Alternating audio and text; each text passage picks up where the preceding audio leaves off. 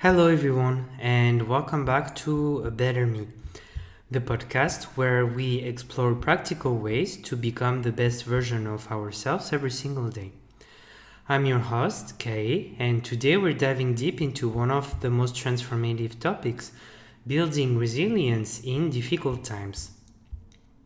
Let me start with a question. When life throws you a curveball, do you bounce back or do you stay down? Resilience isn't about never failing, it's about how quickly you get back up. Resilience is the ability to recover from difficulties, to adapt to change, and to keep moving forward even when the path seems impossible. I worked with a student named Marcus last month. He had lost his job and he came to me completely defeated. He said, I don't know if I can do this anymore. But within 3 months, Marcus had not only found a new job, he had found a better one. What changed? His resilience. There are 5 core pillars that build resilience. Let's explore each one. First, self-awareness. You must understand your emotions, your triggers, your strengths. When you're aware of what's happening inside you, you can respond rather than react.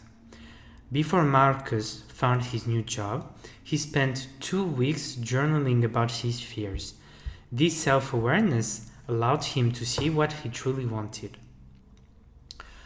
Second, purpose. People with strong purpose weather storms better. Your purpose is your why. Why do you keep going? What matters to you beyond the immediate crisis? Marcus realized his purpose wasn't just having a job. It was creating stability for his family and growing professionally. Third, connection. Resilience is not a solo journey. We need community, support, mentors, and friends. During his difficult period, Marcus reached out to 3 people he trusted. They didn't solve his problems, but they reminded him he wasn't alone. Fourth, adaptability. Rigid systems break. Flexible systems bend and survive. When your first plan doesn't work, can you create a second? A third? Marcus applied to 15 jobs before getting one offer. Each rejection taught him something new to adapt. Fifth, self-compassion. This is crucial. You will fail. You will have bad days.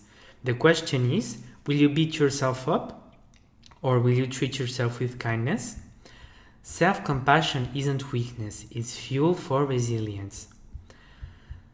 How do you build resilience in your daily life? Here are 5 concrete practices. Practice 1, the morning intention. Before you get out of bed, set one intention for the day. Not a to-do list, but a quality. Today, I choose to be patient. Or, today, I choose to be curious. This shapes your mindset. Practice 2, the difficult conversation.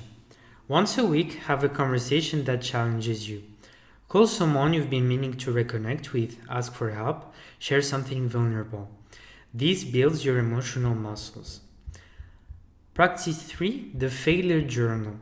Write down one thing that didn't go as planned, not to dwell on it, but to extract the lesson. What can you learn? What will you do differently? Practice 4, the physical reset. When you're struck emotionally, move your body. Walk, dance, swim, stretch. Physical movements break the cycle of negative thoughts and reset your nervous system. Practice 5, the evening reflection. Before bed, ask yourself, what did I handle well today? And what am I grateful for?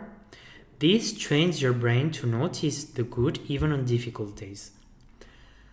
Let me tell you about Sarah, another student. She started learning English at 35 years old, convinced she was too old to learn anything new. After her first 3 lessons, she wanted to quit. She said everyone else is so much better and I'll never catch up. But Sarah applied the pillars. She found her purpose. She wanted to advance in her career. She connected with study partners. She adapted her learning method when traditional textbooks didn't work for her. She treated herself with kindness when she made mistakes. 6 months later, Sarah not only passed her English exam, she was the top student in her class. The difference wasn't her age or talent, it was her resilience. Sometimes resilience feels impossible when you're depressed, exhausted, or overwhelmed. So how do you find it? Here's what I tell people. You don't need to be strong all the time. You need to be strong enough to ask for help. Resilience includes knowing when to reach out to a therapist, a doctor, a trusted friend. That's not weakness, that's wisdom. Start small. If you can change your whole life today, can you change one small thing? Can you take one walk? Can you reach out to one person? Small actions accumulate into big resilience. Here's my challenge for you this week. Pick one of the 5 pillars of resilience that resonates with you most. For the next 7 days, focus on building that one pillar. Track it, notice what shifts. Then come back and tell me about it. Your resilience is worth it. You are worth it. Thank you for tuning into A Better Me. Keep building, keep growing, and remember, resilience is not about never failing. It's about always getting back up. Subscribe, share with friends, and I'll see you next week for more practical ways to become your best self.